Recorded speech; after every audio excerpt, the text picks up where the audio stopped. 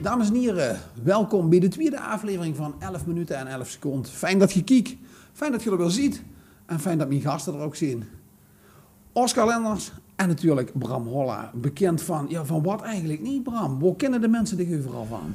Och ja, liedjes zingen, toneel spelen en ik mocht de bel houden bij Joke. Ja, dus de beste ceremoniemeester, maar doorveel zit ze vandaag niet in tafel. De best namelijk ook...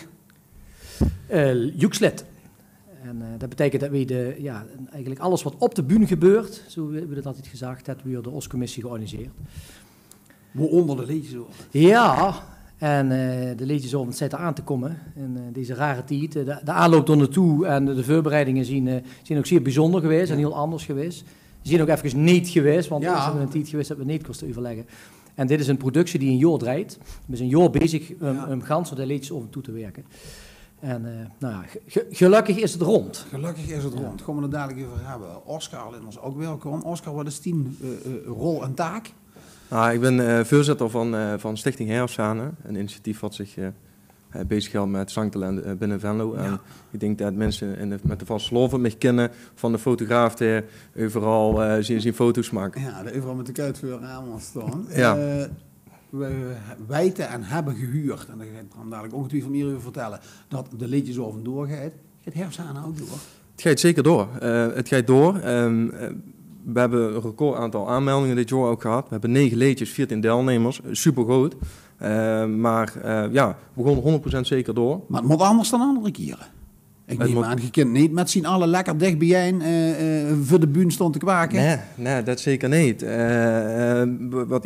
Zeker in de aanloop er naartoe. We hebben een aantal masterclasses. Nou goed, de kinderen veel rekening houden met die ruimtes. Dus wat dat betreft, door mij niet zuur verzuigen. En we begonnen het zijn. We komen er zeker wel. We gaan het ook zien. Wat we ook gaan zien, want aanwezig zien mogen we niet. We moeten kijken, luisteren natuurlijk, naar de liedjesavond. Wie zou dat doen, Bram? Ja, het is pas net bekend geworden dat de liedjesavond in ieder geval doorgaat. Eigenlijk op de Wie, zoals we dat de laatste jaren ook altijd hebben gehad. Dus een live uitzending vanuit de Maasport, een van onze partners. Omroep Venlo gaat dat faciliteren en Jokers natuurlijk. Het is natuurlijk wel een andere opzet, zonder mensen in de zaal, alhoewel er wel een klein gedeelte zal mogen zitten binnen de richtlijnen die er zien. En dan wordt het een prachtige uitzending, dus nog meer lui die toes voor de televisie het programma mogen volgen. Ervan mogen genieten, ja. Even een stapje terug, dus is het al raar een tijd. De best Nederlandse ceremoniemeester en dat van nieuwscommissie, maar de best ook gewoon in het dagelijks leven, met zo maar te zeggen. Lira aardrijkskunde. God, ga je ook weer beginnen? Ja, in principe wel. We moeten natuurlijk even kijken of de regels nog veranderen, maar we hebben een hele rare tijd gehad. We zouden van heel dicht op elkaar tot ineens allemaal toes, zo'n beetje de ganse wereld. We hebben het technisch, moet ik zeggen, een compliment aan ICT Nederland, wil ik het zo maar zeggen. Want ineens hadden we contact en lessen via de computer. En dat werkt technisch prima. Maar dat werkt ook zolang dat de leerlingen en de wifi het leuk vindt. Zeg maar. Dus uiteindelijk is het nog een paar weken waar iedereen het eigenlijk keuk. Zowel de docenten, maar ook de leerlingen zelf. Wanneer begint je weer? De 24 augustus, op de maandag als ik het goed heb. Kleine week dus nog. Ja. Dus, en als het goed is, tot nu toe in ieder geval, mogen we weer gewoon allemaal naar school. Gewoon zo wie je ooit gestopt ziet in 15 maanden. Ja, maar de leerlingen moeten wel 1,5 meter afstand tot mij houden. Dus of dat volgende week gaat lukken, dat zullen we wel zien. Maar ze mogen, ik geloof dat gebleken is dat onder de 18 is de kans op overdragen van als ze het al kregen, zo minimaal. Ja. Dus als het goed is, gelukkig, tot nu toe gaan we gewoon zo draaien.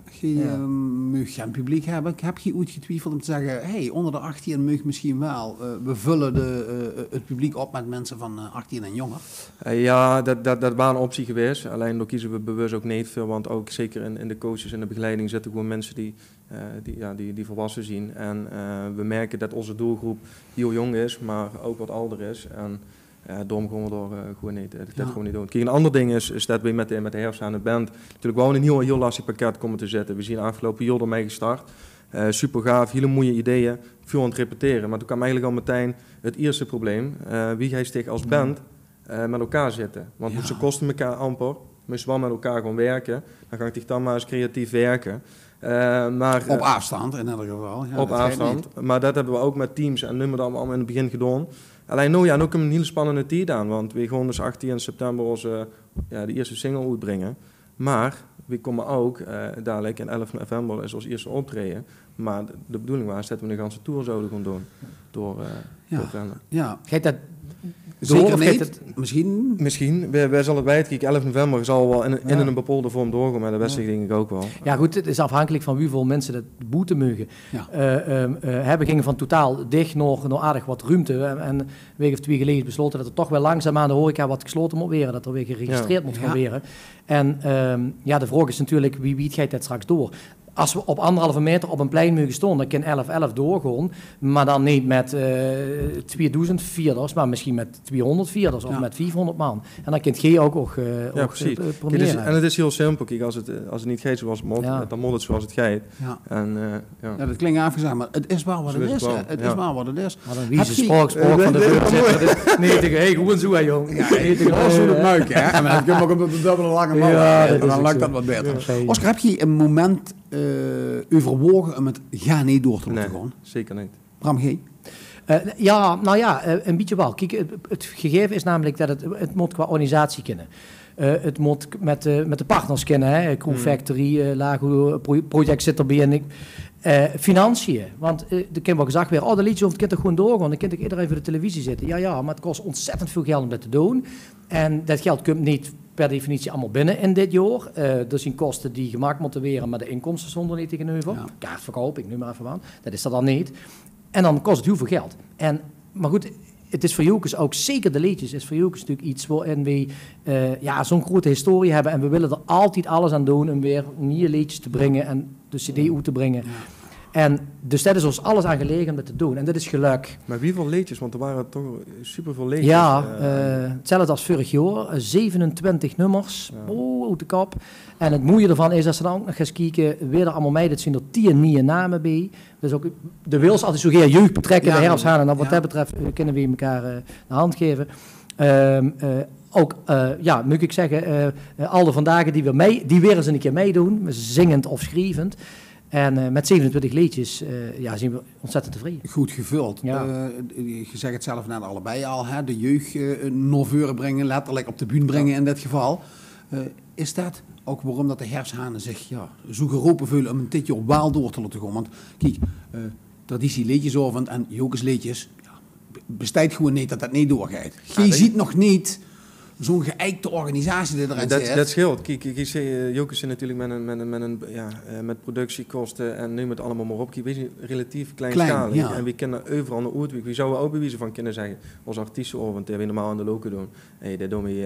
Dat doen we lekker in Grenswijk. Er kunnen 30 man zitten en we doen het livestreamen op Facebook en we zien er ook. Maar bij Jokers is natuurlijk alles veel gecompliceerder, omdat het veel groter is. En er zitten waarschijnlijk ook veel meer partijen die daarmee betrokken zijn, die allemaal invloeden en neem het allemaal maar op. Zeker. En wat dat betreft moest ook gewoon gaan kijken wat mogelijk is. En soms die dingen ook. Eigenlijk, als ik nog kijk naar het bestuur van Jokers, dan werken wij met 3 scenario's. Dat is we doen het op de allerwetse wijze. Want we weten nog steeds niet wie het over een paar weken of over een paar maanden is. De vaste lof kunnen doen erbij. Maar het is ook nog steeds best wel wie de weg. 2, daarneven werken we met een schaduwprogramma van stel ik voor dat we straks bij de liedjes of bij de hofbal, dat we dan wel X mogen, maar niet helemaal Y. Nou, dan gaan we dat doen. En een derde is, als de overheid tot de stekker trekt, want er is een tweede of een derde golf gekomen, dan is het ook klaar. Dat klinkt dan heel hard. Ja. En de Wasloon komt vanzelf. De wachtopnemers is net toe hoor, maar het is wel zo. Nou ja, dan moet ik ook zeggen, dat vind ik ook wel opvallend. Heel veel mensen hebben het er natuurlijk over van gaat het wel door en vieren we vastelovend. De vastelovend, natuurlijk gaat het door. Ja. Jokers organiseert de vastelovend, we zien het niet. Ja. De kump, net zoals de winterdraankump en dat ook bij Poolse buurt.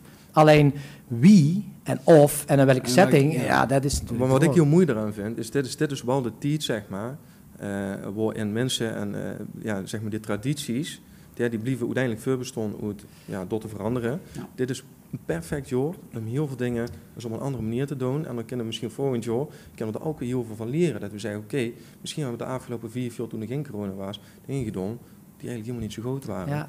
En dat we die nou anders vinden. Nou, ik denk als ik het goed zei, want er zien natuurlijk in al die evenementen, Joke zit al wel als 25, zien er ook een aantal waarvan we denken, oké, wat moeten we ermee, wie moet dat veranderen en werkt dat nog wel? Ja. En hoe duidt het zich voor dat we moeten veranderen? Ja, we moesten nog nadenken. En dan veranderen de dingen. En dan kunnen ze misschien al wel op een paard terecht waarvan ze denken, oké, misschien is dat wel zaken om door volgend jaar niet gans weer los te laten. Zeggen van, zullen we deze paden aanhalen? Dus dat klinkt allemaal een beetje cliché, maar dat zien dan uitdagingen die komen. Ja, goed, precies. Oscar, daar is nog 30 seconden, maar even het allerbelangrijkste herhalen. Neem nog even de data en de tien, wanneer we wat allemaal gaan doen.